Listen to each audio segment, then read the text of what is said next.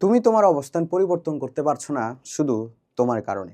আমার পেছনে সূরা আর রাদের একটা আয়াত আছে। এখানে বলা হচ্ছে আল্লাহ কোনো জাতির অবস্থান পরিবর্তন করেন না যতক্ষণ না তারা নিজেরা নিজেদের পরিশ্রম দিয়ে অবস্থার পরিবর্তন না করে। দেখো, তুমি তোমার অবস্থান পরিবর্তন করতে পারছো না, একটাই কারণ তুমি নিজেই। তুমি ভাবছো যে আমার সব কিছু মিরাকেল হবে আমার লাইফে।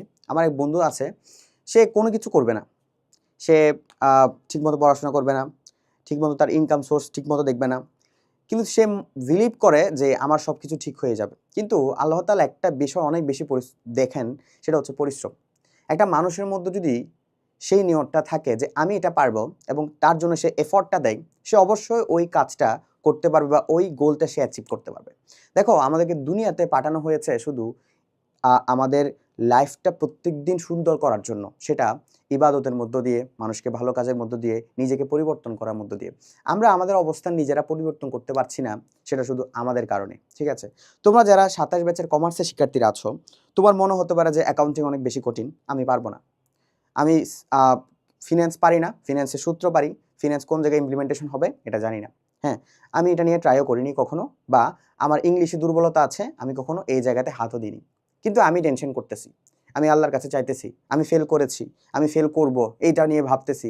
একটু আগে আমার এক জুনিয়র আমার সাথে কথোপকথন হচ্ছিল, হঠাৎ করে তার কথোপকথন দিয়েই আমি এই জিনিসটা তোমাদের জন্য রেডি করলাম। সে আমাকে বলতেছে যে ভাইয়া, পড়াশোনা তো আসলে হচ্ছে না, বিশ্ববিদ্যালয়ে চান্স পেয়ে গিয়েছি, মনে হয় রেজাল্টটা মনে হয় খুব একটা ভালো হবে না। তো আমি ওর একটা কথা বললাম, রেজাল্টটা কেন ভালো হবে না? রেজাল্টটা ভালো করার জন্য তোমাকে তো ওই পর্যায়ের এফর্টটা দেওয়া লাগবে। তুমি জাস্ট এখন থেকে এটা জপে যাচ্ছ যে আমার রেজাল্টটা ভালো হবে না, তার মানে আলটিমেটলি সেটা ভালো হবেই না। বি পজিটিভ, একটা আমরা কথা বিশ্বাস করি, বি পজিটিভ।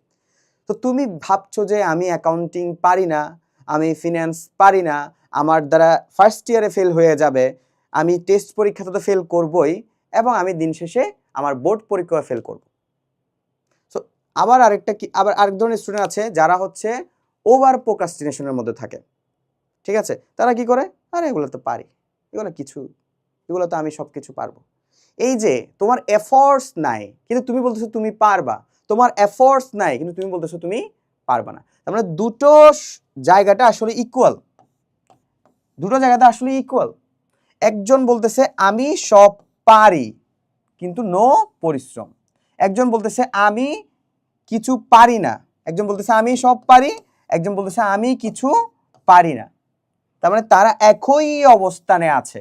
এটা হচ্ছে একটা হচ্ছে ওভার, একটা হচ্ছে লেস কনফিডেন্ট, আর একটা হচ্ছে ওভার কনফিডেন্ট বা প্রোক্রাস্টিনেশনের মধ্যে তারা সবসময় বিরাজ করে।